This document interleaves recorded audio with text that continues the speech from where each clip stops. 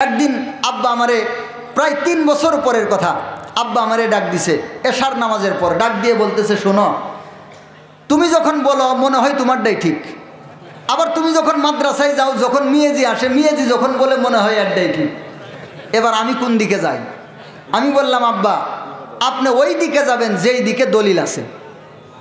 আব্বা কই যে, দেখো 10 অরব চিনাইছে না, 10 অরব গোপনে তাই চিনাই শুনি, 30 অরব 22 নুক্তা হামজার নিচে কেন খালি, আলিফে আল্লাহ ওলি হইল, আলিফে আল্লাহ ওলি, বাইয়ের নিচে নুক্তা দিয়া আলিফ গেল ভুলি, আলিফে আল্লাহ ওলি হইল, আলিফে আল্লাহ ওলি।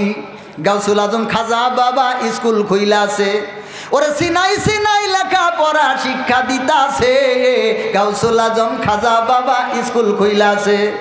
তো আব্বা আমার এই 2 লাইন টান দিয়ে কয় যে, আমগর এই কথাগুলো তো কোনো দলিলে নাই, এগুলো হচ্ছে 90,000 কালাম, 60,000 গোপন, 30,000 জাহের, এগুলো তো 60,000-এর কথা, এগুলো তো দলিলে নাই। দেখেন কি পরিমাণ মুশকিল, আপনি কি জবাবটা দিবেন ওই সময়? বলতেছে তুমি যা দলিল চাও এগুলো তো দলিলে নাই, তো দলিল দিব কেমনে? এগুলো 60,000-এর মধ্যে আছে, এগুলো দলিল দিব কেমনে? তো আমি বললাম, আব্বা 60,000 কিন্তু আমি আপনার চাইতে বেশি জানি, কারণ ছোটোবেলায় আমাকে গড়ায় তোলা হয়েছিল ওইভাবে, কামতত্ত্ব, প্রেমতত্ত্ব, হাকিকত তত্ত্ব, আল্লাহ তত্ত্ব, নবী তত্ত্ব, কোরআন তত্ত্ব, বীর্য তত্ত্ব, মানব তত্ত্ব, যত তত্ত্বমত্ত্ব আছে সব আমার ঠুড়স্থ। যখন আমি খুব পিচ্ছি ছিলাম, হাফ প্যান্ট পরি, তখন থেকে গান গাইতাম, আল্লাহ তাআলা মাফ করেন। রাত্রে 12টা, 1টা, 2টা সময়। এখন কিন্তু এই পাগলা পাগলি তেমন নাই, আগে খুব পাগলা পাগলি থাকতো আমাদের বাড়িতে। সারা বছর 5-7টা পাগলা পাগলি অবশ্যই থাকতো, সারা বছর থাকতো। এদের কোনো কাজ নাই, শুধুমাত্র সারা এলাকায় ঘুরে বেড়াবে, খাজা বাবার তরিকা প্রচার করবে, আর উরসের সময় গিয়ে দরবারে উপস্থিত। এই রকম ছিল আমাদের বাড়িতে, সারা বছর 8-10টার মতো থাকতো। রাত্রে 12টা, 1টা, 2টার পরে যখন সাধারণ ভক্তরা চলে যাইতো, তখন আমাকে ঠিক মাঝখানে বসায়া তাদের ওই মারফত, ওই যে 90,000 আছে না, 60,000, ওই 60,000-এর তত্ত্ব নিয়ে আলোচনা হইতো। আমি খুব ছোট ছিলাম, খুব সুন্দর করে মুখস্থ করে রাখতাম, ডায়েরির মধ্যে লিখে রাখতাম।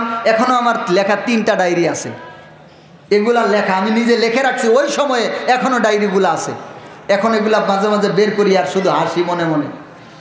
তো আমাকে ওইভাবে আমার আব্বা আমাকে গড়ায় তুলতে চাইছিল যে আব্বার পরে গদ্দি নসীন হবো আমি, এইভাবে আমাকে গড়ায় তুলছে। তো আমি আব্বারে বললাম, আব্বা আপনি যদি জানেন 60,000, আমি জানি 70,000, আপনি যদি আমাকে কোনো প্রশ্ন করে আটকাইতেছেন, আপনি প্রশ্ন করেন, সমস্যা নাই।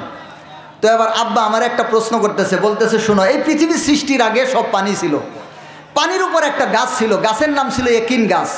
ওই গাছের উত্তর দিকে একটা ডাল ছিল, ডালের উপরে একটা ময়ূর পাখি ছিল, ময়ূর পাখির মাথায় তাজ ছিল, কানে দুল ছিল, গলায় হার ছিল। এবার তুমি বলো, ওই ময়ূরটাকে, ময়ূরের কানের দুলকে, গলার হারকে, মাথার তাজকে? তা আমি বললাম, আব্বা আপনি তো আমার ছোট 1-এর প্রশ্ন করছেন, এটা তো মাত্র 1-এর প্রশ্ন, আমি তো এগুলা নিয়ে আরও বেশি জানি। এই প্রশ্নের উত্তর আপনি আমার কাছে চান, এটা তো আমার কাছে কোনো ব্যাপারই না। তো যখন এইভাবে আব্বার এই সমস্ত কথাগুলো বলে দিতাম, আমি আবার কিছু বিষয় বানাইছিলাম।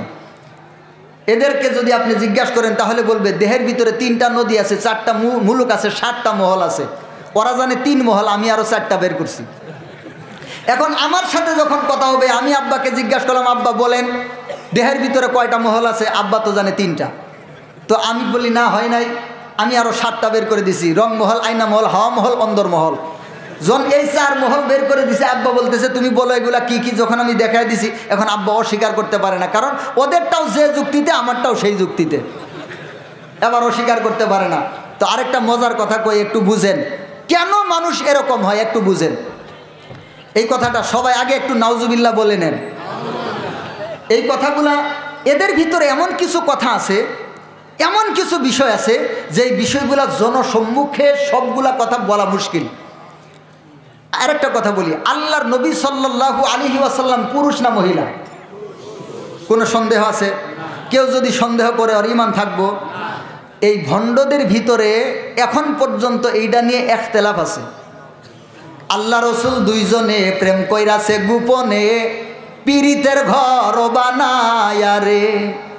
শুনেন নাই আপনারা? আল্লাহ রসুল 2 জনে প্রেম কইরাছে গোপনে, পীড়িতের ঘর বানায় রে, নাউজুবিল্লাহি মিন যালিক।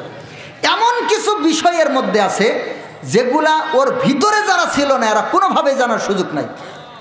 আমি যদি ওর ভিতরে আমার জন্ম না হইতো কখনো এগুলা জানতে পারতাম না, কারণ এই বিষয়গুলা এমন, ওরা শুধুমাত্র ওদের আসল ভক্ত যারা একবারে ফানাফি সাহেব, ফানাফি রসুল, ফানাফিল্লাহ, বাঁকা বিল্লায় যারা পৌঁছে গেছে ওদেরকে ছাড়া কারো কাছে বলে না।